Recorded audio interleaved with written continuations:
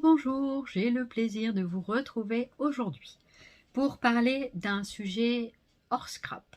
Donc si ça n'intéresse pas, vous êtes libre de partir.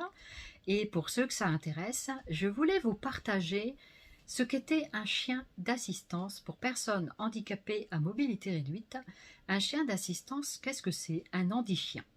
Donc je suis partie il y a quelques semaines. Euh, alors, je vais commencer par le début. Donc, je suis une personne malvoyante, mais également une personne à mobilité réduite. Alors, une personne à mobilité réduite, c'est quoi? C'est une personne qui peut avoir une maladie, un handicap de naissance, etc. Et donc, si vous voulez, ça englobe beaucoup d'handicaps. Voilà. Souvent, une personne à mobilité réduite, on voit un fauteuil roulant, mais cette personne-là peut aussi également être debout, marcher. Tout dépend le handicap dont elle est atteinte. Et on peut être polyhandicapé. Donc polyhandicapé, ça veut dire qu'on a plusieurs handicaps. On est porteur de plusieurs handicaps. Et pour faciliter la vie de ces personnes-là, on a créé en France des chiens, ce qu'on appelle d'utilité publique, donc reconnus par la loi. Et donc, il y a deux catégories de chiens d'assistance. Il y a les chiens guides d'aveugles et les chiens d'assistance. Alors, pour vous raconter ma petite histoire individuelle, bien, je vais vous raconter un tout petit peu des bribes de ma vie, parce que ma vie a été comme ça. Et donc, quand j'avais une vingtaine d'années, on m'a appris une maladie visuelle qui s'appelle la rétinopathie pigmentaire. Et donc, la rétinite pigmentaire, c'est ce qu'on appelle une dégénérescence des cellules de la rétine. Vous avez des cônes et des bâtonnets dans la rétine. Les cônes et les bâtonnets servent à voir la vision des couleurs, la vision nocturne. Donc, chez moi, il y avait une dégradation au niveau du nerf optique et au niveau du champ visuel. Donc, au début, j'avais un champ un peu plus élargi, mais j'avais quand même à l'adolescence des signes qui quand même, bon, souvent je loupais des marches d'escalier, je tombais énormément dans les escaliers, je tombais même de ma hauteur, je loupais les trottoirs, je fonçais dans mes parents, mes frères et sœurs, bref, j'étais vraiment dans des problèmes de mobilité importants. Et bon, on m'a dit, à 20 ans, une vingtaine d'années, j'étais atteinte d'une malvoyance. Donc on m'a dit, écoutez, il faut apprendre le braille, il faut vous débrouiller avec une canne blanche, il faut réfléchir à une autre orientation. À l'époque, j'aurais souhaité être médecin. Et donc, je voulais faire des études de médecine, tout ça, j'avais à peu près 19 ans quand à peu près j'ai eu le diagnostic. Voilà, je dis la vingtaine, c'était à peu près dans ces temps-là. Et donc, du coup, ça a été très très dur à encaisser parce que d'un monde de bienvoyants, même si j'étais malvoyante quelque part, eh bien, je passais à un monde de malvoyants à non-voyants. Et donc, c'était très très noir au niveau du diagnostic, du pronostic, etc. Et puis, du coup, vous avez à peine 20 ans et vous prenez ça en pleine poire, en pleine face, et pour être très poli, et puis bien, vous vous dites, qu'est-ce que vous allez faire de votre vie? Qu'est-ce que je vais pouvoir faire dans le reste de mon existence et surtout par rapport au métier? Et au niveau du métier, donc, du coup, il fallait vraiment que je réfléchisse. J'avais un petit copain à l'époque, mais du coup, on s'est quittés. Enfin, il y a eu plein de choses. C'était vraiment désastreux. C'était vraiment une très mauvaise période. Et puis, je suis partie en Allemagne pendant un an faire fille au père. Je voulais faire comme une renaissance et puis réfléchir. Voilà, hors contexte, hors famille, hors tout ça. Et donc pouvoir réfléchir sur ma destinée, on va dire. C'était très très difficile. C'était très difficile parce que j'avais prévenu la famille comme quoi j'avais un diagnostic qui n'était pas bien. Et donc, est-ce qu'ils m'acceptaient encore? Ils m'ont accepté. Donc, vraiment merci parce que j'ai pu faire mon expérience de fille au père et en même temps euh, réfléchir sur ce que j'allais pouvoir devenir et faire. J'avais un baccalauréat secrétariat médical en poche, je faisais des choses d'aide-soignante à l'époque, j'avais un BEP sanitaire et social, donc j'étais toujours un petit peu dans ce truc-là. Et comme je ne pouvais pas aller vers médecin, à l'époque, je m'étais retranchée sur puéricultrice. Mais puéricultrice, c'est pareil, pour s'occuper des tout petits bouts et tout ça. J'avais fait beaucoup de stages en maternité, tout ça. J'étais vraiment très intéressée par le bébé, etc. Et puis le bien-être aussi de la maman, enfin bref, tout ça. Et vraiment, je me disais, puéricultrice, je n'allais jamais pouvoir faire ça, quoi. Donc, comment parce qu'on me prédisait quand même d'être non-voyante. Donc, du coup, il fallait vraiment réfléchir à qu'est-ce que je pourrais faire. Moi, je ne voyais que le sanitaire social, enfin, sanitaire surtout, puisque j'étais vraiment dans le secrétariat médical et c'était plus dans le social. Mais après, le sanitaire, être soignante, infirmière, c'est vraiment ce que je souhaitais faire. Voilà. Donc, à défaut d'être un médecin. Même si aujourd'hui, être un médecin m'aurait énormément plu. Bref. Et puis, du coup, avec toutes mes expériences, tout ça, j'avais fait du BAFA aussi, brevet d'animatrice, donc en très peu de temps, hein, parce que tout ça, ça n'a pas duré longtemps, vous savez, entre 18 et une vingtaine d'années, il n'y a pas beaucoup de temps, hein, donc voilà. Et du coup, ben, on m'a dit, va falloir apprendre le braille, se débrouiller avec une canne blanche, bref. Ok. Et au niveau du métier, ben, j'en ai discuté avec le médecin qui me suivait à l'époque, j'avais une double scoliose qui avait été traitée par corset. Donc j'avais pas eu trop de chance, hein, mais bon voilà, on peut pas parler de chance, hein, c'est comme ça et puis c'est tout. Et donc du coup, et ce médecin m'a dit mais Odile, fonce, vas-y quoi, vas-y parce que comme si j'attendais cette petite autorisation. À l'époque, je manquais cruellement de confiance en moi et je n'osais pas dire les choses, je n'osais pas faire, je n'osais pas tout ça. Et par rapport à maintenant, c'est complètement différent. J'ai pris du poil de la bête et tout ça, donc vous voyez, hein, je vous ouvre mon cœur quand même, hein. Donc voilà. Et donc du coup, vraiment, cette, c'est important pour moi de vous raconter ça, parce que vous allez comprendre pourquoi après. Et donc c'est comme ça que j'ai connu, du coup, j'ai postulé pour faire des études de masseur kinésithérapeute, pour ceux qui ne le savaient pas.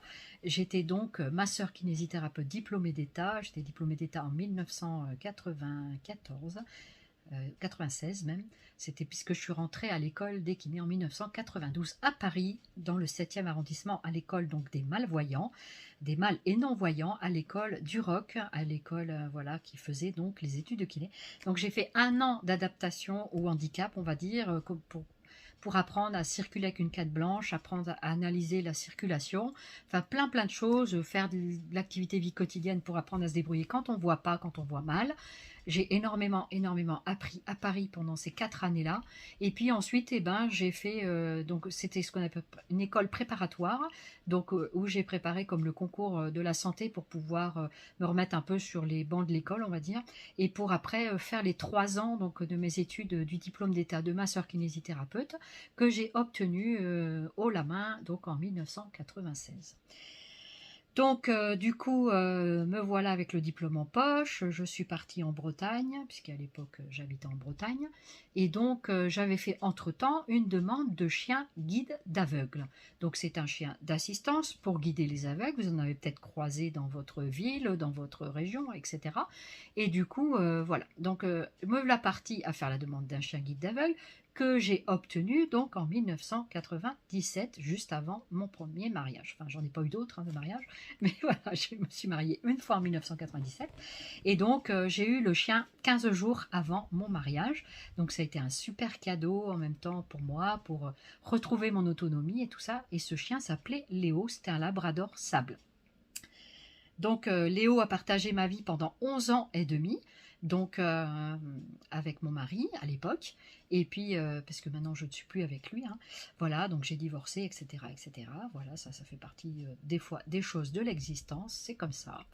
Et puis, donc, me voilà partie avec Léo. Donc, après, donc, j'ai eu donc quand j'ai travaillé donc après masseur kinésithérapeute, j'ai habité en Bretagne plusieurs années avec mon mari, tout ça, mon petit garçon donc, qui est né entre-temps, voilà, et puis j'ai un fils qui a aujourd'hui 23 ans, hein, donc voilà, c'est un bébé 2000, voilà, donc c'était une merveilleuse réalisation. Mon chien guide m'a apporté énormément. Donc je voyais quand même, j'étais pas devenue non-voyante, mais j'étais très malvoyante. Donc avec un champ visuel très rétréci, donc qui fait comme ceci. Donc vous imaginez 2 rouleaux de sopalin comme ça, vous les mettez devant vous, vous regardez dedans. Aujourd'hui c'est ce que je vois, hein, sachant que l'œil gauche voit presque en tête d'épingle, comme on dit, vraiment très très centralisé, et l'œil droit avec un champ un peu plus élargi, heureusement. Mais à l'époque, je voyais quand même un petit peu plus comme ça, pour vous donner un ordre d'idée de champ visuel. Voilà, donc tout ce qui était autour, ça n'existait pas. Donc le chien, Léo, eh bien, il me guidait dans la rue, tout ça, et c'était bien, parce que donc le chien, il vous tracte avec un guidon. Vous avez sans doute déjà vu ou entendu parler de ces chiens guides d'aveugles. Donc ce sont des chiens reconnus d'utilité publique, et c'est très important pour l'autonomie. Ça remplace pas une personne humaine, comme je dis, mais ça complète bien votre autonomie, et ça permet, ces chiens-là sont capables de vous emmener, par exemple, je disais à mon chien d'aller à la boulangerie, d'aller à la banque, d'aller dans des endroits stratégiques comme ça que j'avais besoin d'aller, et du coup le chien, je dirais les yeux fermés, me guider. Alors au début, le chien, il faut bien savoir dans quelle rue vous tournez, et tout ça, c'est un apprentissage, vous ne faites pas ça en 2 jours, hein. Et puis faire confiance à votre chien aussi. Donc du coup, tout ça, ben, c'est vrai que c'était quand même une sacrée, sacrée aventure. Ensuite, donc, sur Arcachon, j'ai été opérée de mes 2 yeux, un œil à la fois, parce que avec les traitements, donc entre-temps, je vous fais court, hein, mais entre-temps, quand j'ai habité donc en Bretagne, eh bien, je fatiguais énormément dans mon travail, j'arrivais plus physiquement à assurer, je pleurais beaucoup, j'étais pas bien, j'ai eu le divorce entre-temps qui n'a pas arrangé les choses, et puis ben, tout ça, en fait, eh bien, ça, comment dirais-je, ça, j'ai eu un second diagnostic, donc en octobre 2004. Et en octobre 2004, ben, on m'a annoncé, je vais vous dire, une maladie neuromusculaire. Donc, je vous fais court aussi là.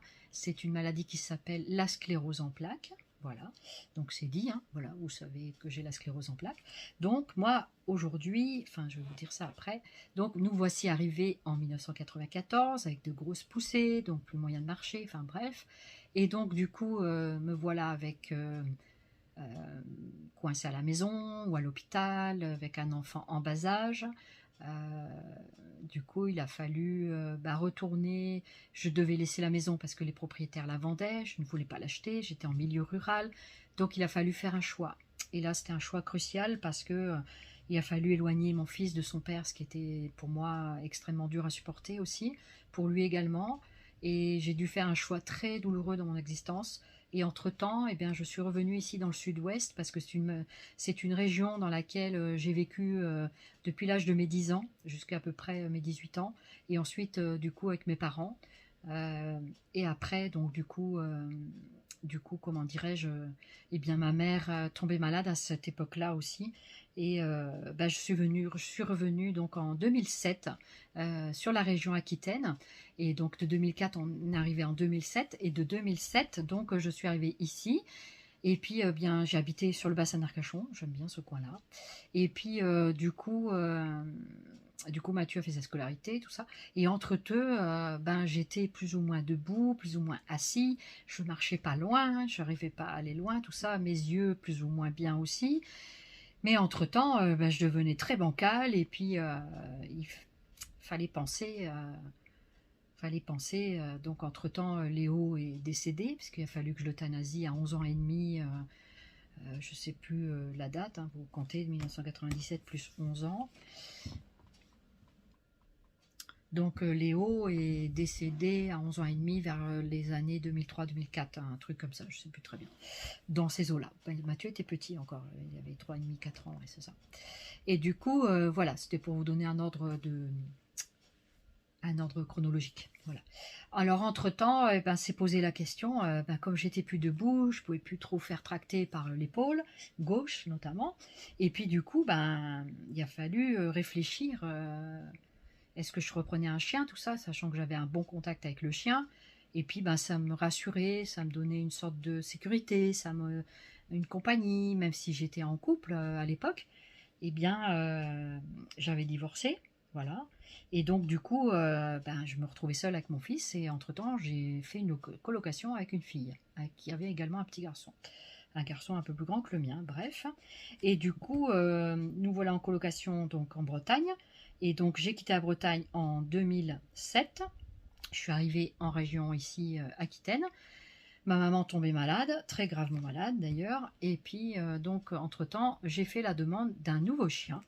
J'avais discuté avec l'école des chiens guides et l'école des chiens d'assistance, donc on avait longuement discuté entre nous, et puis il s'avérait que le chien d'assistance serait plus adéquat pour moi plutôt qu'un chien guide. Effectivement, puisque je commençais à aller dans un fauteuil roulant manuel à l'époque. Et puis, j'avais écrit quelques bouquins aussi pour m'acheter un scooter parce que le rééducateur, enfin le neurologue voulait pas me donner un fauteuil motorisé. Donc du coup, parce que en fait, pas par rapport à la malvoyance, mais surtout, comme je pouvais encore marcher, ils ont du mal, les médecins, à vous prescrire un petit véhicule motorisé pour que vous puissiez sortir, etc.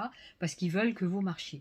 Mais voilà, après, il faut savoir trouver le juste milieu entre pas rester complètement dans le fauteuil et puis avoir aussi des séances où vous marchez pour pas perdre la marche en fait, hein, tout simplement.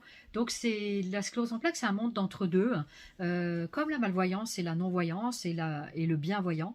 Eh bien vous êtes, moi finalement, je suis toujours dans le monde de l'entre-deux et je n'arrive pas à trouver ma place dans la société à cause de tout ça. Et c'est très compliqué parce que vous n'êtes pas dans le monde normal ni dans le monde anormal. Enfin, si tant est qu'il y a un monde anormal, mais quelque part, quand vous n'êtes pas dans le monde ordinaire, bah, vous êtes extraordinaire, hein, quelque part. Donc, moi, je vis ça comme ça, en tout cas. Et du coup, je trouve ça sympa de parler comme ça.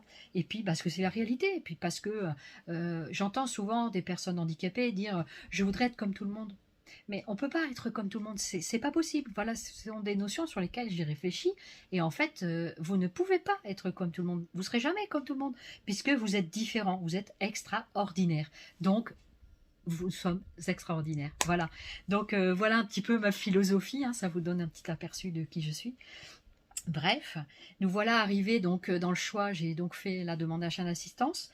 Ça a duré, le dossier a duré plus d'un an pour obtenir un chien d'assistance. Et quand j'ai eu mon premier chien, il s'appelait Vénère. C'était un golden retriever aussi, comme Faya, sauf que c'était un mâle. Voilà. Et donc Vénère a vécu à peu près jusqu'à l'âge de 12 ans et quelques années. Et donc Vénère a partagé ma vie pendant à peu près 11 ans aussi, à peu près 11 ans. Voilà, une bonne dizaine d'années, c'est ça, oui, 11 ans, 11 ans. Et du coup, donc Vénère m'avait quitté en 2012 quand j'ai obtenu Faya. Pareil. Donc ça a été la même histoire que pour Faya que je vais vous raconter. Et donc, je vais vous donc dire un petit peu en grosses lignes parce que sinon ça va durer trop longtemps ma vidéo et peut-être que ça vous plaira pas. Enfin après, vous êtes toujours libre de partir quand vous le souhaitez, hein, ou de reprendre la vidéo plus tard, peu importe.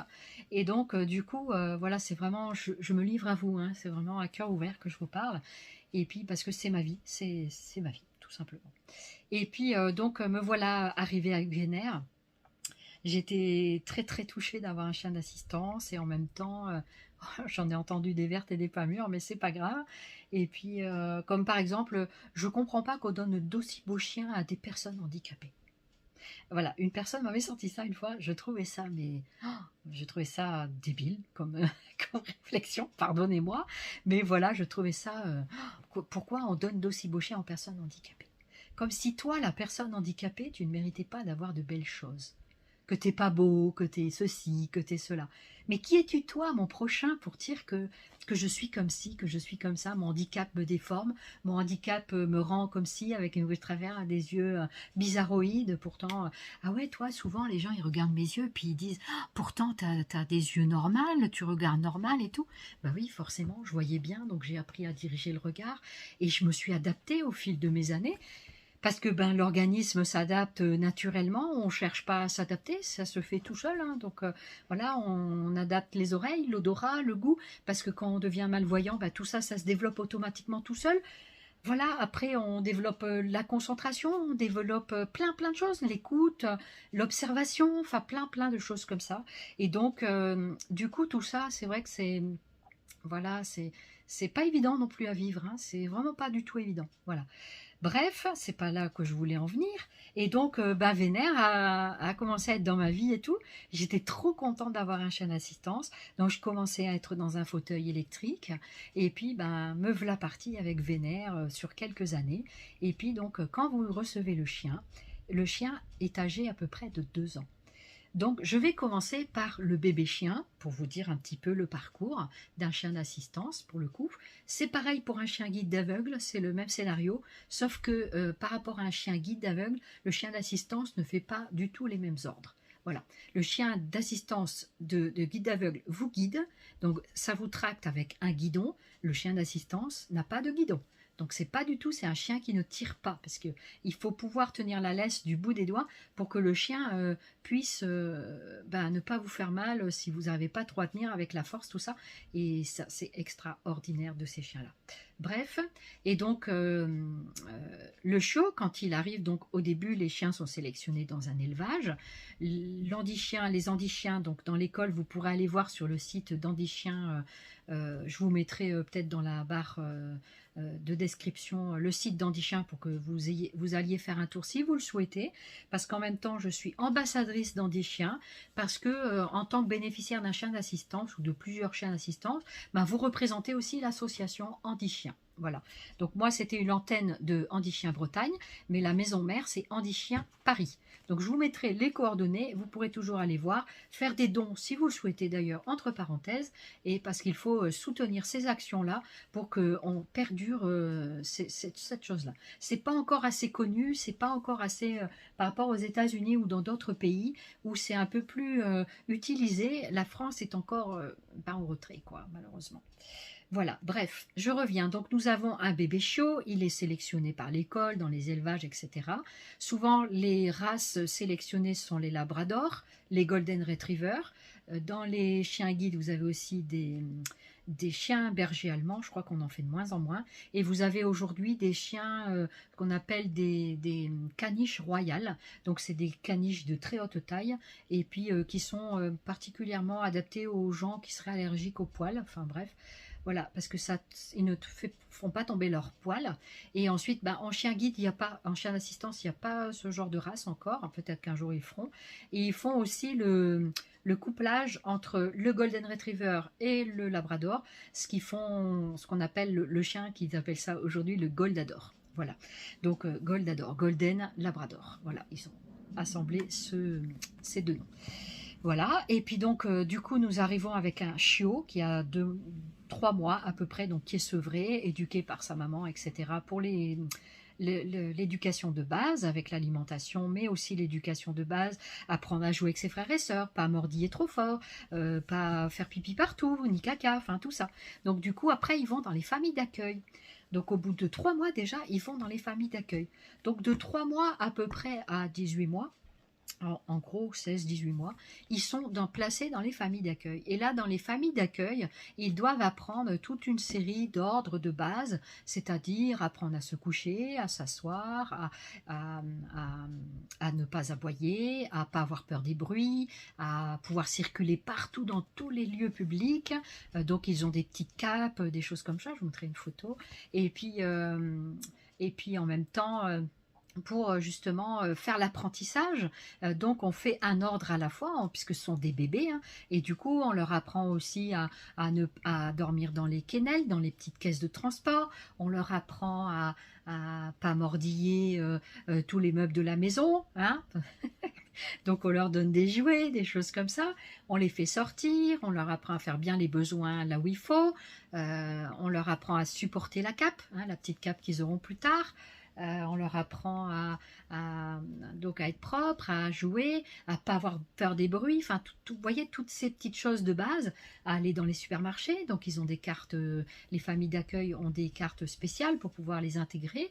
Et donc dans certains métiers, par exemple les maîtresses, elles apportent le chiot, elles amènent le chiot avec elles à l'école, donc pour faire l'apprentissage au niveau des enfants, que le chien, voilà, de dire aux enfants ne touche pas le chien, comme adultes d'ailleurs on ne touche pas les chiens d'assistance, que ce soit les chiens guides d'aveugles. Alors il ne faut pas les toucher, ça c'est un ordre très très très vraiment précis, et souvent il ne faut pas leur dire bonjour, les appeler, les dévier de la personne sur laquelle ils vont être remis, parce que en fait après vous déconcentrez le chien tout simplement.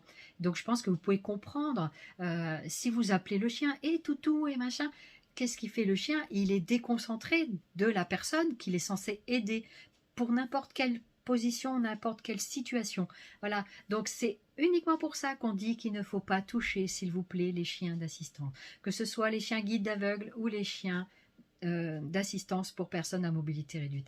Voilà pourquoi, c'est cette raison. Ce n'est pas parce que les gens handicapés sont méchants, qu'ils sont pas aimables, qu'ils sont pas ceci, pas cela. Vous voyez, des fois on catégorie un peu les gens comme ça, et du coup vraiment c'est vraiment un message que je tiens à faire passer ici aussi, et puis en même temps voilà, pour faire de la connaissance, parce que les gens souvent ignorent ça, ils ne savent pas pourquoi il ne faut pas les toucher, il faut expliquer. Donc aujourd'hui j'espère que ma vidéo sera vraiment beaucoup vue pour donner un petit peu cette instruction. Voilà.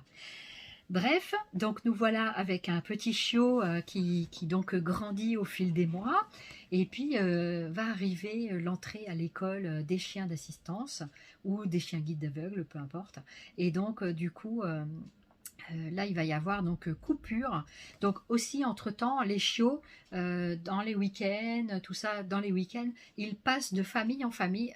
Donc les familles d'accueil sont souvent un petit groupe sur une même région. Et en fait, les chiots passent d'une famille d'accueil à une autre sur les week-ends. Ce n'est pas votre chien. Quand vous faites une famille d'accueil, ce n'est pas votre chien, vous faites ça pour une cause, et puis donc du coup, même si on s'attache énormément à ces petites boules de poils, c'est très compliqué, je le conçois très très bien.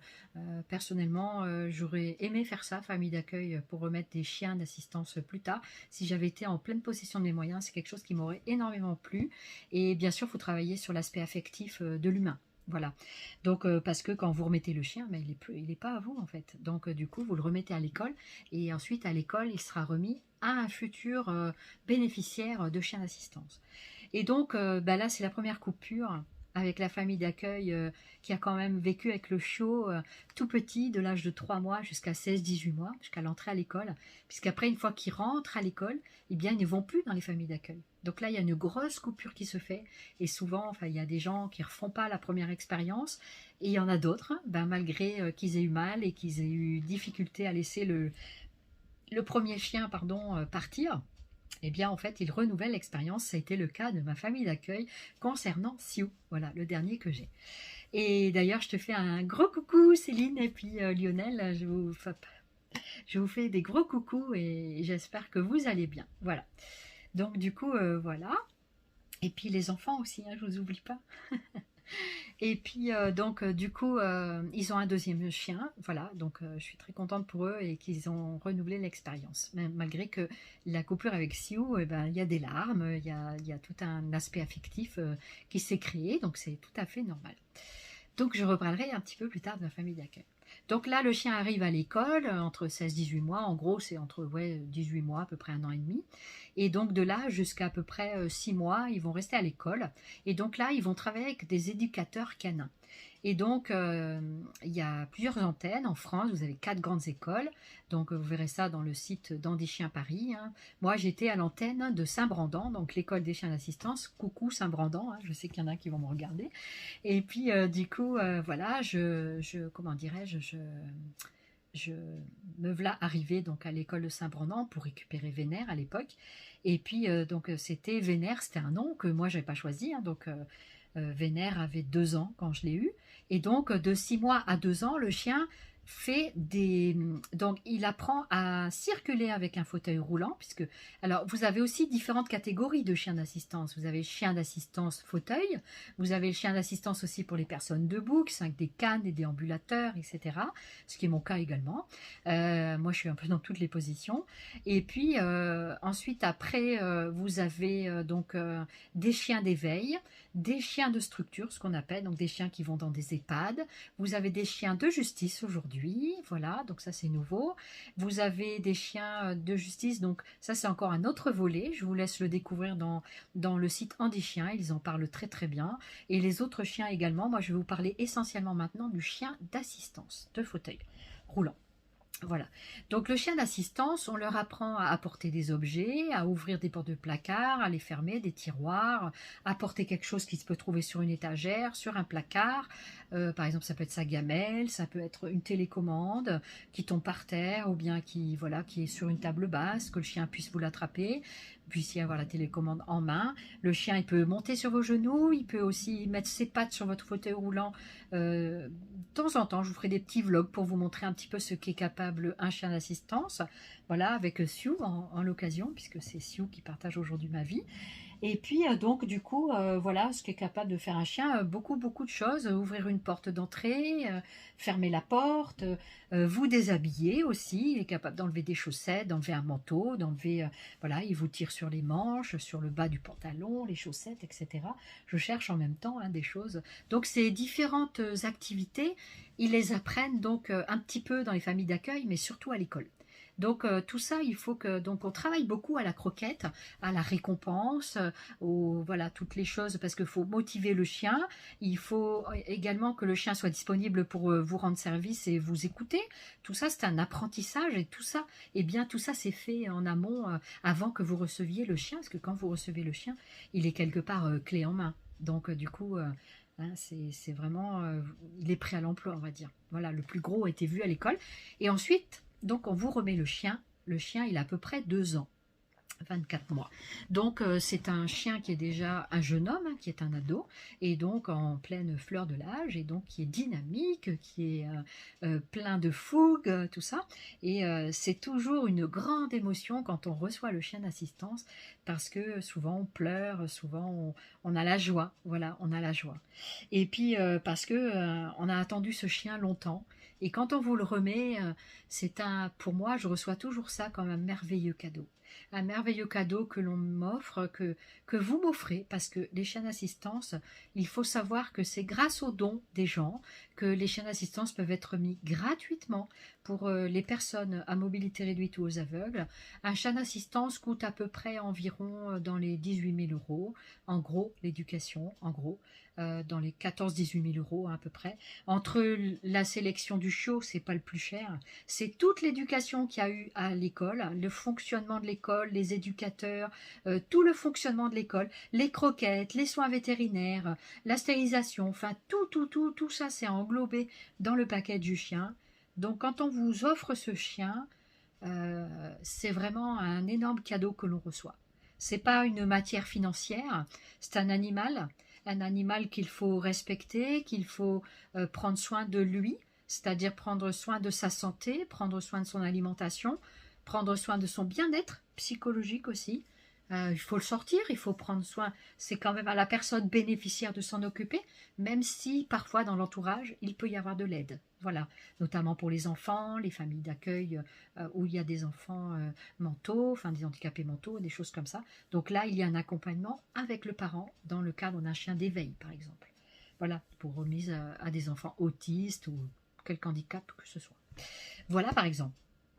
Donc je vais vous revenir sur Vénère. Donc Vénère, il a vécu à peu près 11 ans à mes côtés. Et donc, ce qui est pas mal, non, 11 ans, c'est ça, ouais. Parce que je l'ai eu, il avait 2 ans. Non, il n'avait pas tout à fait 11 ans quand il est parti, puisqu'il est décédé, il devait avoir 12 ans et demi, quelque chose comme ça, je ne sais plus très bien. Et puis, donc en fait, il avait par contre beaucoup d'arthrose au niveau des pattes arrière. Et du coup, il est parti, il avait 11 ans, c'est ça.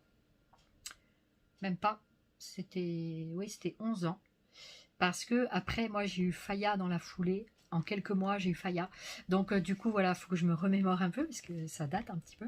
Et du coup, Vénère, en fait, donc a été remis à sa famille d'accueil également. Coucou Aurore, si tu regardes ma vidéo, je sais que des fois tu regardes.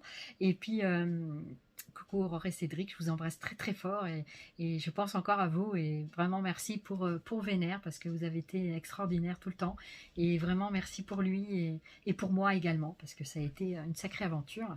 Et donc du coup, Vénère après a été euthanasié également. C'est pas moi qui ai fait l'acte puisqu'il n'était plus chez moi. Et donc c'était chez Aurore. Et donc c'est le papa de Aurore qui a donc fait tout ce qu'il fallait faire. Voilà, pas le papa chez le veto, quoi. Voilà. Donc ça a été évidemment, à chaque fois qu'on perd son chien, c'est comme si on perdait notre moitié, hein, quelque part, parce que le chien fait partie intégrante de notre vie. Il partage tous les moments de votre vie. Et puis à un moment, donc le moment de la coupure, quand vous savez que vous allez avoir un autre handi-chien, eh bien la coupure, elle s'est faite comme pour Faya en fait. Et exactement pareil. Et donc du coup, c'est ça, parce que j'allais partir pour Faya, c'était ça l'histoire. Et j'allais partir pour récupérer Faya. Et en fait, donc Aurore et Cédric sont venus pour chercher Vénère. Et donc, qu'ils avaient eu donc Chiot. Donc, ils étaient super contents de le revoir et puis de pouvoir terminer ces derniers moments. Voilà. Donc, ça a été quand même sur plusieurs temps. Hein. Donc, ça a duré plus de 2 ans, je crois. Hein. Je me rappelle plus l'espace-temps, hein, je suis désolée, mais voilà, c'est comme ça, le temps passe. Et du coup, voilà. Et du coup, Vénère, en fait, est parti donc avec Aurore. Ça a été vraiment un déchirement. C'était très, très, très, très dur. Chaque fois, c'est difficile. Et j'arrivais donc au futur stage pour récupérer Faya. Et donc, nous voilà partis sur une femelle. Donc, Faya a partagé donc ma vie de 2012 jusqu'à 2023. Voilà, donc pas mal de temps, hein, donc pratiquement 13 ans. Elle est de 2010. Donc, elle a 13 ans depuis le 1er juillet. Donc, elle a vécu 10 ans avec moi, 10, 11, 12, 13. Ça fait 11 ans aussi avec moi. C'est à peu près la moyenne que vivent les chiens comme ça d'assistance auprès de leur maître. En gros, après, on peut les avoir jusqu'au bout, hein, c'est possible. Mais voilà, je vais vous expliquer pourquoi ce n'est pas facile ben, d'avoir 2 chiens. Déjà, il y a l'espace physique, l'espace de votre environnement. Moi, j'habite dans une toute petite maison appartement qui est pas grand. Déjà, avec le fauteuil, c'est compliqué. J'ai un tout petit jardin, j'ai vraiment pas un grand jardin. Et donc, du coup, avoir 2 chiens dans une maison comme ça, c'est très compliqué. Il y a cet aspect-là. Et il y a surtout l'aspect que je vais vous dire maintenant, c'est le fait qu'on ne peut pas avoir 2 chiens d'assistance, c'est très compliqué à gérer. Il y en a qui le font, mais rarement. C'est souvent pas le cas. Parce que soit vous gardez votre chien jusqu'au bout et vous reprenez un autre chien après, soit vous en reprenez pas du tout. Et souvent, les gens ne gardent pas le chien jusqu'au bout parce que c'est très compliqué à gérer d'avoir 2 chiens d'assistance. Même si on adore notre chien, même s'il a partagé c'est pas un objet qu'on prend et qu'on jette, surtout pas. C'est pas du tout comme ça. C'est aussi un chien d'assistance, c'est un chien qui vous pallie à un handicap pendant un certain temps de votre vie. On ne le jette pas non plus comme un vulgaire objet, surtout pas. C'est pas ça du tout. Mais en même temps, quand vous demandez par exemple un ordre, vous avez un nouveau chien et vous avez le vieux chien à la maison. Déjà, au niveau du dynamisme, vous avez les 2 extrêmes. Et ensuite, vous ne pouvez pas demander, votre vieux chien, il a l'habitude, quand vous faites tomber un objet, d'aller le ramasser. Le jeune chien, il va venir aussi ramasser l'objet. Donc là, il y a un conflit qui se crée entre les 2 animaux. Déjà là, c'est pas cool pour les animaux. Ensuite, vous allez sortir, vous êtes une personne handicapée, vous n'allez pas sortir avec 2 chiens. C'est compliqué de sortir avec 2 chiens d'assistance. Il y en a un qui va avoir la cape du chien d'assistance, même pour les sortir dehors pour faire les besoins. Vous ne pouvez pas faire 2 fois les sorties, etc. C'est déjà beaucoup d'investissement quand vous faites ça avec un seul chien. C'est un investissement sur le plan énergétique. Hein, je parle pas de pécunier ni quoi que ce soit. C'est sur le plan de l'énergie, de l'attention que vous portez à l'animal, de la bienveillance que vous portez aussi sur l'animal. Vous ne pouvez pas gérer 2 chiens d'assistance quand vous êtes une personne handicapée. C'est très compliqué. Voilà pourquoi il y a rupture avec l'ancien chien et le nouveau chien. C'est très compliqué. C'est psychologiquement très dur, très hard à vivre. C'est très, très, vraiment très difficile à vivre.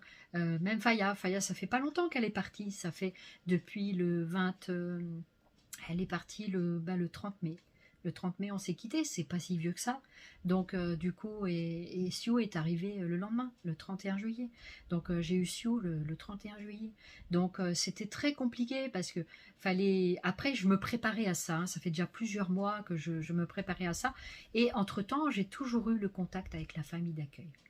Et les familles d'accueil, voilà, c'est très important d'entretenir la relation avec la famille d'accueil qui a éduqué votre jeune chiot tout un moment de sa vie. Et après, je trouve que c'est de la gratitude aussi envers la famille d'accueil, de pouvoir leur donner des nouvelles de leur chien, parce que quelque part c'était un peu leur chien, et en fait de voir la continuité de ce qu'ils avaient effectué eux-mêmes, de savoir ce que le chien est devenu, de savoir ce que le chien peut apporter à la personne handicapée. C'est une aventure extraordinaire, hors du commun. Voilà. Donc après, voilà, après tout le monde ne prend pas des chiens d'assistance quand on est handicapé pour des tas de raisons. Voilà, après ça, c'est chacun fait ce qu'il veut avec ce qu'il a.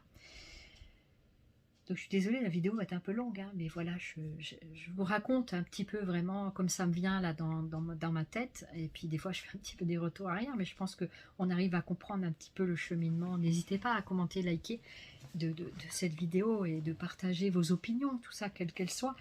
Je peux tout entendre et en même temps, voilà, après il y a des gens qui ne comprennent pas, ben tant pis, c'est pas grave, tant pis, qu'est-ce que vous voulez que je vous dise? Moi, je vous explique, mon point de vue, c'est que le mien, il n'engage que moi, et en même temps, ce sont des discussions qu'on a aussi avec les écoles de chiens, les éducateurs, ce ne sont pas des choses qu'on prend à la légère, on sait qu'à un moment donné, le chien, il ne pourra plus, et à un moment donné, il faut laisser le chien partir, parce que le chien, il est malade, le chien est souffrant, le chien est vieillissant.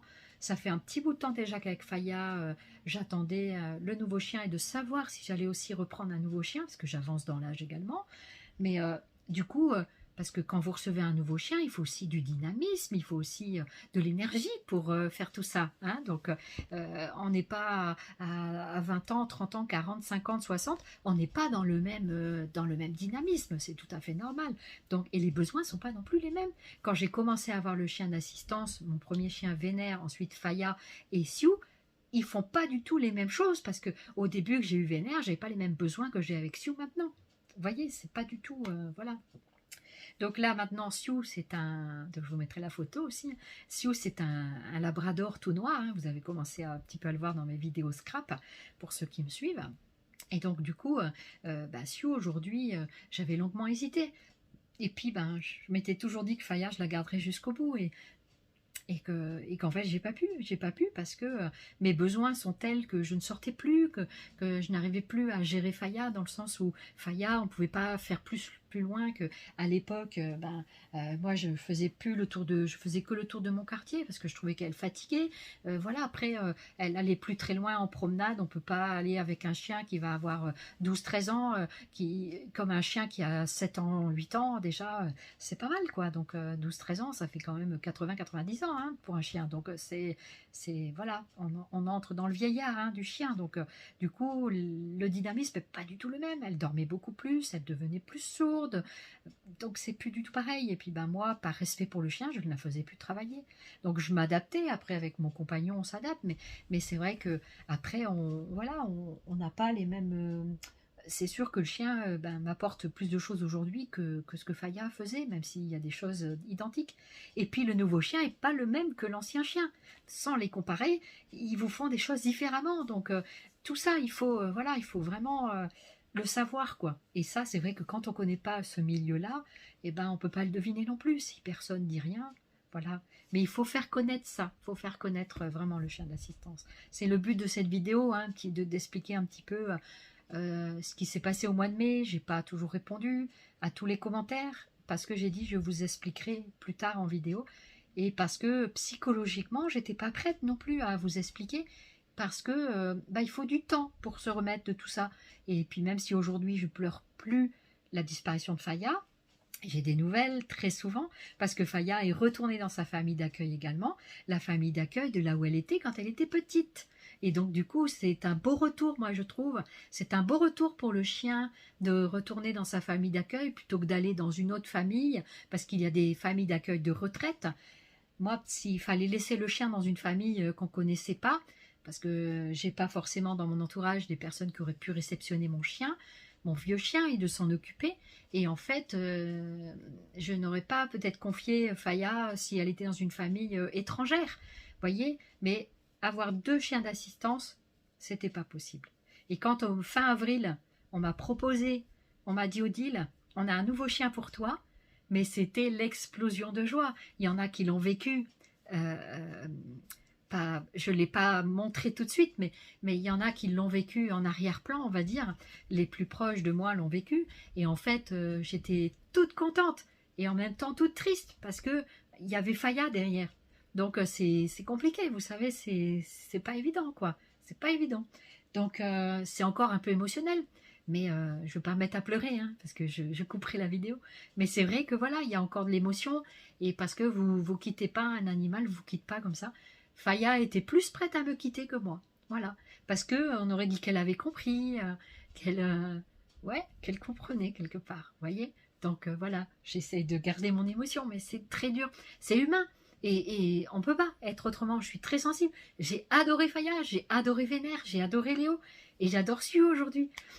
Et voilà, on sait que le chien, il vit entre un labrador, un golden, allez, entre 12, on va dire 11, 14 ans pour les plus, voilà, pour les plus vaillants, en pure race, hein, je vous parle. Voilà, parce que des fois, en mélangé, on vit un peu plus longtemps. Mais voilà, en pure race, en tout cas, c'est à peu près le temps de vie, de l'espérance de vie de ces animaux. Donc voilà, je me reprends un petit peu. Et du coup, vous voyez, tout ça, c'est vraiment, voilà, c'est pas simple, c'est pas évident de vivre tout ça. Voilà, il faut aussi du temps, il faut aussi, ben voilà, vous pleurez un bon coup et puis après ça repart, voilà. Et du coup, je vais vous montrer une photo là, ici. Je vais vous mettre une photo à l'heure où je tourne cette vidéo, d'une très belle photo de là où est Faya. Et Faya, elle est actuellement dans Lyon, donc elle n'est pas du tout près de chez moi. Je ne sais pas si je la reverrai avant qu'elle décède, je ne sais pas du tout. Si on passe par là, eh bien c'est avec plaisir que j'y retournerai, mais aussi par respect pour Faya, je ne vais pas retourner tout de suite. Parce que Faya, elle va croire qu'elle était en vacances, comme des fois je la confie aussi dans des familles d'accueil, surtout depuis l'année dernière où je ne l'emmenais plus dans des longs voyages, parce que c'est trop fatigant. Et donc du coup, Faya, elle est dans une famille d'accueil à quelques kilomètres de chez moi, dans une autre famille handi-chien, voilà, où ils ont un chien d'éveil. Et en fait, elle passait de bonnes vacances tranquillement avec Olen, c'était un jeune labrador noir aussi. Et du coup, voilà, donc elle était bien, il y avait un petit jardin, c'était vraiment sympa, quoi. Donc voilà, et du coup, elle était bien. Et je voyais bien dans les photos que le chien est bien, vous voyez. Là, je vous montre la photo où est Faya, on voit qu'elle est heureuse et elle est pas triste. Donc, elle est avec deux autres chiennes et vraiment, c'est formidable pour elle. Moi, je trouve, elle a une belle retraite, même si on n'est plus ensemble.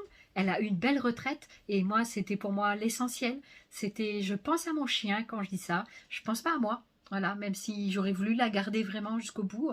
Et puis, l'acte d'euthanasie, c'est vraiment pas facile à faire. Je l'ai fait pour mon premier chien et je disais à mon éducatrice avant que l'éducatrice qui avait éduqué le chien, en fait, qui m'avait pas éduqué moi, mais le chien. Et du coup, en fait, je partageais beaucoup ces aspects-là. Et en fait, où je disais, j'ai du mal à faire l'euthanasie, j'ai du mal à... Parce que moi, j'ai des décès autour de moi et je trouve que j'ai du mal à encaisser la mort, enfin, même si ça fait partie de la vie, tout ça. J'ai du mal plus je perds des gens et plus j'ai du mal avec ça parce que c'est très triste, c'est très dur, voilà, c'est vraiment difficile et donc du coup euh, c'est vraiment compliqué et même quand c'est un chien, pour moi c'est comme si je perdais un humain. Pour moi c'est exactement la même chose, ça reste un chien. Là c'est pareil, tout le monde ne comprend pas la dimension de l'animal et en fait ce n'est pas qu'un chien. C'est un chien qui a partagé une bonne partie, une bonne dizaine partie de ma vie à chaque fois. Et du coup, vraiment, c'est un être extraordinaire. Et je tire mon chapeau vraiment à Andy Chien parce que vous faites un travail formidable, un merveilleux travail. Les familles d'accueil, les familles relais, tous les délégués des régions, tous les gens bénévoles qui œuvrent tout autour, les petites mains, tout ça qui œuvre autour des chiens d'assistance pour que tout se passe bien. Vraiment, c'est une aventure extraordinaire et c'est très touchant ce que vous faites. Et même si je suis l'heureuse bénéficiaire d'un troisième chien, en tout c'est le quatrième, mais un chien guide aveugle et trois chiens d'assistance pour personnes à mobilité réduite. Et du coup, vraiment, je vous tire mon chapeau et je vous remercie énormément encore ici de cette remise de chien qui à chaque fois est un mouvement très très émouvant. Je mettrai à la fin de cette vidéo la petite vidéo de remise du chien, comme ça vous aurez la remise officielle du chien d'assistance et je trouvais que c'était un bon petit partage que je voulais partager avec vous. Et voilà, quand je vous mettrai aussi en début de vidéo une photo quand on m'a remis Sioux, voilà, dans un moment de la vidéo. Voilà, quelques petites photos d'album du passage. Voilà, j'espère que mes explications auraient été claires, que j'ai réussi à vous... Parce que comme je disais, oui, le chien d'assistance, eh ben, c'est pas juste un chien. C'est quelqu'un qui... C'est un animal qui vous apporte de l'amour à quatre pattes.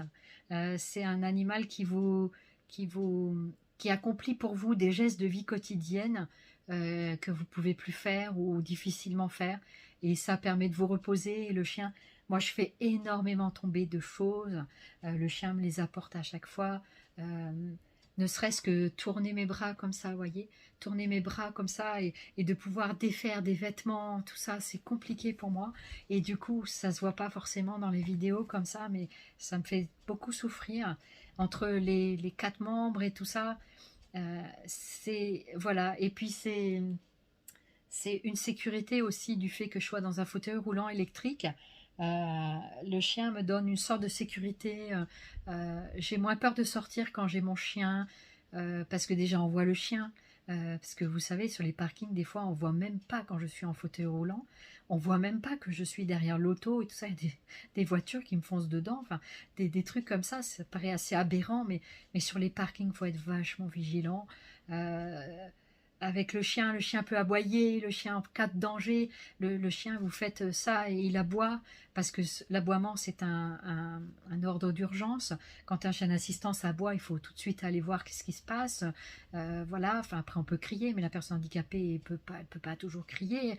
Moi je parle bien tout ça, mais tout le monde n'est pas comme moi. Il y a des gens qui ont des problèmes d'élocution ou qui parlent pas et qu'ils parlent par une synthèse vocale. Donc j'ai connu une personne comme ça.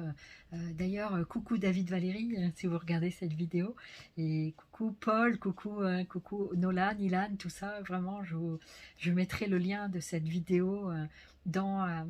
parce que je sais qu'il y en a qui se sont inscrits sur ma chaîne YouTube, et donc je mettrai le lien de cette vidéo dans le groupe dans des chiens. Voilà, j'espère que les copains, tout ça, je vous salue tous, hein, voilà. Donc c'était un très très bon groupe qu'on avait eu. Voilà, donc il manque Cyprien et Catherine, et du coup, voilà, ils sont pas sur le groupe malheureusement, c'est leur choix. Voilà, chacun fait ce qu'il veut, ce qu'il peut surtout. Voilà.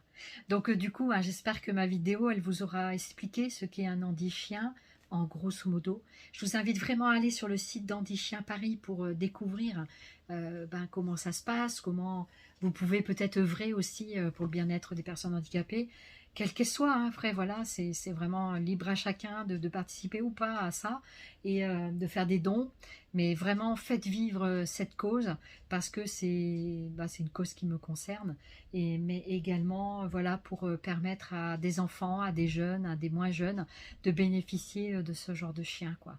Et vraiment, c'est parce que les listes d'attente sont très très longues. Pour avoir un chien, il faut attendre longtemps, des fois 2 ans, 3 ans, hein, puisqu'en plus il y a eu le Covid. Là, ça a repris. Moi, j'étais vraiment contente quand on m'a dit, parce que franchement, je ne savais pas que j'allais avoir un chien là maintenant. J'avais vu à Autonomique la directrice et tout. Je te fais coucou Sophie. Et puis tous les Andy Toutou, enfin tout ça, toute l'équipe éducative. Voilà, donc vraiment, je vous embrasse tous très très fort. Et vraiment, j'ai vraiment plaisir à vous dire ça, parce que vraiment, vous faites un travail extraordinaire. Et je suis très touchée de cette humanité qu'il y a là dans ça. Et vraiment... Stéphanie, Antoine, Anne, tout ça, vous faites vraiment un travail formidable, Sophie, même les secrétaires, tout ça, vraiment, Elisabeth, tout ça, tous les gens, les petites mains qui œuvrent autour, tout ça, vraiment, merci du fond du cœur, quoi. Merci du fond du cœur. Et puis merci pour Sioux. Vraiment, j'étais heureuse de partager cette nouvelle expérience. Chaque stage que j'ai vécu a été vraiment un stage unique, avec des personnes qu'on le retrouve aussi, mais ils ont été très contents aussi de me revoir. J'ai eu des très bons retours de l'équipe en fait, c'est mon 3e chien et la directrice, c'était 2 fois qu'elle m'avait remis un chien, la même éducatrice, la même directrice. Et donc, du coup, voilà, après, c'était vraiment, voilà. Donc voilà, j'espère que ma vidéo vous aura plu. Et puis, j'ai du mal un peu à vous quitter parce que je trouve que c'est une aventure extraordinaire. Et puis, après la fin, ne quittez pas parce que je vais vous mettre la remise officielle du chien d'assistance, du dernier chien d'assistance, pour que vous participiez un petit peu à ce que j'ai vécu. J'ai écrit un petit texte pour Sioux, vous entendrez. Et puis voilà, donc vous verrez un petit peu les trucs d'Andy Chien un petit peu sur cette vidéo. Voilà. Eh bien, moi je vous embrasse, je vous fais plein de Zooby Scrap. Les Zooby Scrap, c'est des bisous en scrap. Parce que c'était sur ma chaîne YouTube de Scrap au départ que j'ai fait ça. Mais voilà, je mettrai un petit playlist chien d'assistance où quand l'année dernière j'avais été interviewée par la radio du Gers, voilà, du coup par Jean-Pierre, voilà, qui était l'animateur. C'était une très belle interview. À l'occasion, je vous mettrai la playlist dedans pour aller voir. On peut toujours écouter dans les podcasts. Voilà, et donc c'était... où j'expliquais aussi ce que c'était qu'un chien d'assistance. Voilà. Donc, c'était vraiment très sympa que je vous partage ça, je pense. Et puis, j'espère que vous avez compris mon message et que n'hésitez pas à me poser vos questions. Je répondrai le plus précisément possible à vos commentaires. Et puis, dans la bienveillance toujours. Et j'espère que ça vous aura plu. Voilà. Je vous embrasse avec des bisous aussi, des câlins. Voilà, et puis je vous dis à très bientôt. Bye bye, merci beaucoup de votre fidélité. Avec Odile, qui nous vient de Gironde.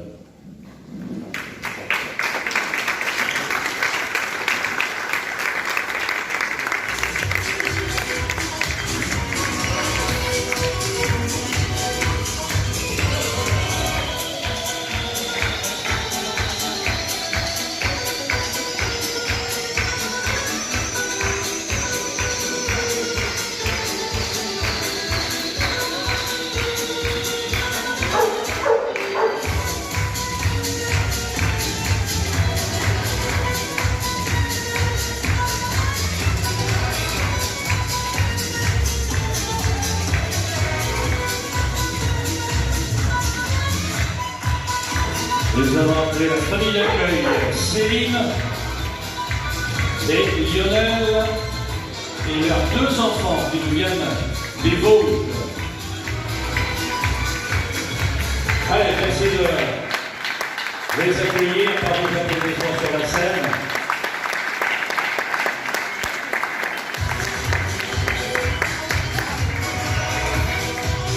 Ah voilà, comme está Sioux qui monte avec la rampe. On peut peut-être s'avancer un petit peu, Odile.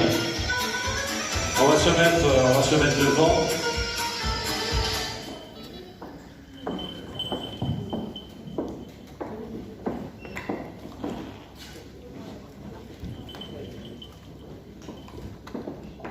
Voilà la famille d'accueil, Elias, Sioux. Et là, on va demander à Mariama, de venir nous rejoindre également. Gaspard, il est là, je ne le vois pas. Ah oui, il est là, il est caché. Quelques mots qui commencent pour la famille d'accueil. Céline? Allez-y, c'est pas grave. Lionel? Allez, je me lance.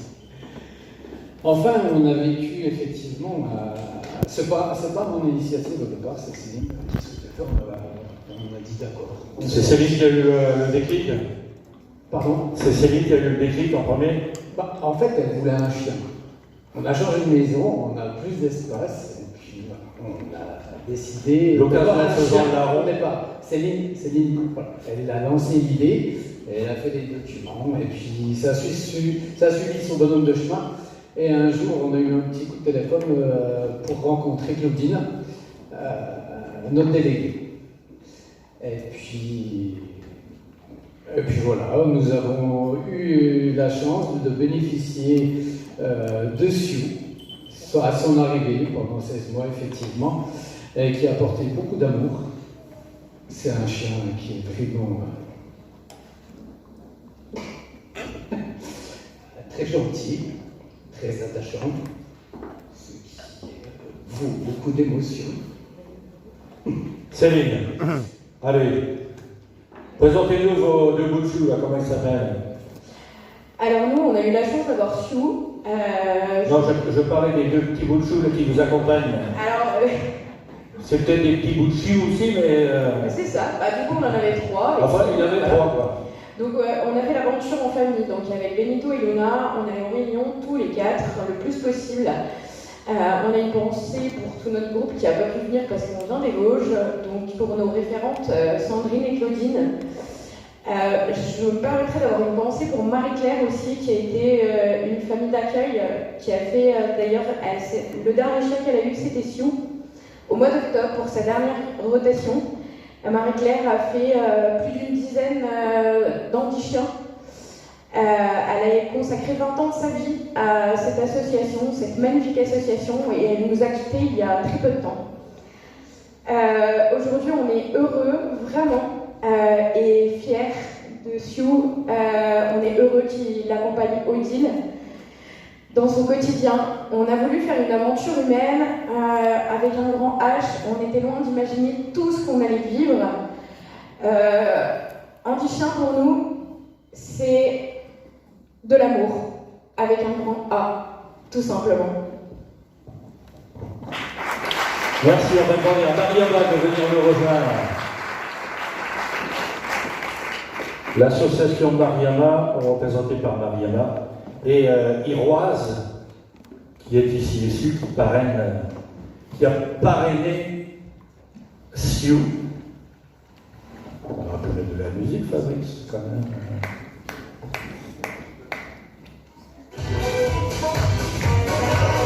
Merci d'accueillir notre marraine, Mariama.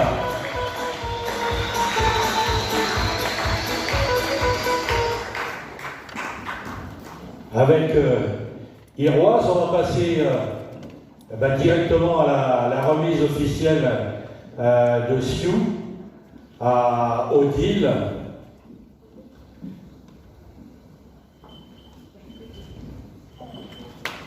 Peut-être bien, peut-être un côté, voilà.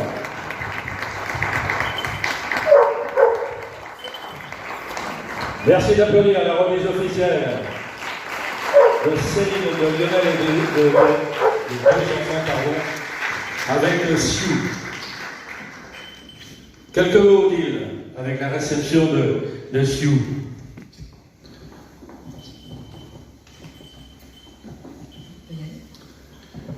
Tu veux tenir? Sue, te voilà mon nouveau loulou. Dans ma nouvelle vie chaotique, tu portes un nom si sympathique. Je désire te surnommer Youyou. Noir ébène, ton pelage flirte avec mes yeux. Couleur contraste pour mieux te voir. Couleur contrastée pour mieux te voir. Ensemble, nous roulons en proximité. Tes yeux fixés à moi avec complicité. À deux, 4 pattes ou à roulette, ensemble. Nous franchirons la route sans obstacle, qui nous mènera vers de nouvelles aventures.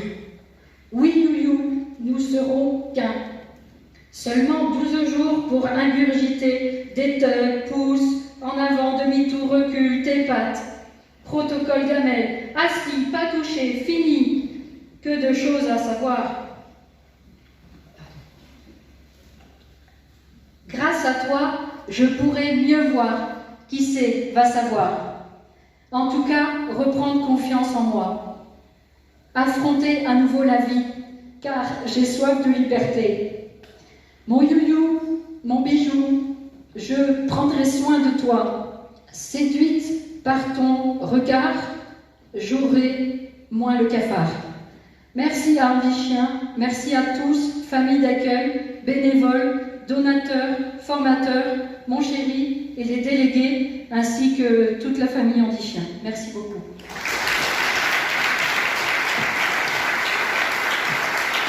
Tout est dit.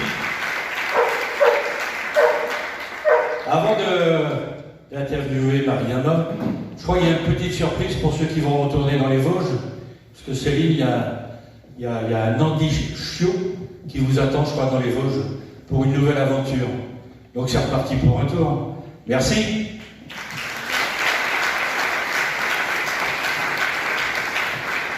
Et on va terminer cette remise avec notre marraine qui parraine Sioux avec l'association Mariama qui est présente avec Iroise. Quelques mots, Mariama. Bonjour à tous, moi c'est Mariama et Iroise. C'est toujours une grande émotion d'être à une remise en déchets. Il y a 8 ans, j'étais à la place de ces bénéficiaires. Et aujourd'hui, je vous présente dans un autre contexte, en étant marraine avec mon association. L'association Mariama a été créée pour récolter des fonds pour Handichiens. Et son vice-président, Christian Faure, qui est fondateur de la Créboaou, les Bretons. Qui s'est lancé un défi il n'y a pas très longtemps. S'est lancé un défi pour la 2e fois, une traversée à la nage Ouessant-Porspoder, donc 21 km pour l'aller, mais il a décidé de faire l'aller-retour, donc je vous laisse faire le calcul de 42 km. Malheureusement, cette traversée, cette 2e édition a été avortée pour différentes raisons, mais elle a permis de récolter des fonds suffisants pour pouvoir parrainer un Handichien qui est Sioux. Et je tiens aussi à remercier l'école des Épinettes de Paris qui ont mis la main à la pâte pour cette donation en ayant fait un trail des écoles avec des classes de CE2 et de CE1. Donc je les remercie du fond du cœur et je suis hyper fière et hyper touchée de pouvoir dire que l'association Mariama soutient son 5e chien d'assistance. Et Odile, ça ne va être que du bonheur pour toi, comme ça l'a été pour moi il y a 8 ans.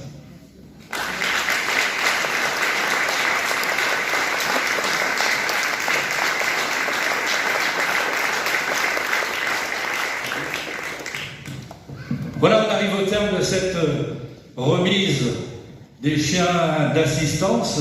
On va remercier bien entendu tous ceux qui sont venus, les bénéficiaires qui vont repartir tout à l'heure après le petit verre d'accueil offert par l'association des chiens. Rapprochez-vous un petit peu parce qu'on a l'impression que vous êtes au fond de la classe, là-bas. Là. Rapprochez-vous qu'on vous voit un peu mieux. Puis je vais demander, avant de clôturer avec Madame la directrice, je vais demander au personnel et aux éducateurs de l'ensemble d'Handichiens de venir nous rejoindre sur la scène pour la belle photo de famille. Et si les parrains et marraines peuvent se joindre à nous, les délégués, voilà, le personnel que l'on remercie. Moi, je vais remercier Madame la directrice de m'avoir sollicité pour présenter cette cérémonie. Et me revoilà parce que du coup je vous ai laissé regarder la petite vidéo de la remise du chien, la remise officielle de mon dernier chien Sioux. Et donc j'ai dans l'idée de faire de temps en temps quelques petits vlogs. Est-ce que ça vous intéresserait de faire des petits vlogs pour vous montrer un petit peu ce que pouvait faire un chien d'assistance? Des petites scénettes comme ça de vie, dehors, dedans, quand je pourrais filmer, que j'y penserai surtout. Parce qu'on fait tellement ça dans le quotidien que en fait on pense pas toujours à filmer. Hein. Et du coup, j'espère que ça vous aura plu et cette fois, la vidéo est vraiment terminée. Je vous fais plein de bisous. Sioux vous fait plein de câlins également. Et donc, je vous mettrai voilà, une petite photo, une vidéo pour terminer cette vidéo. Voilà, je vous embrasse fort et je vous dis à très bientôt. Bye bye. Merci beaucoup.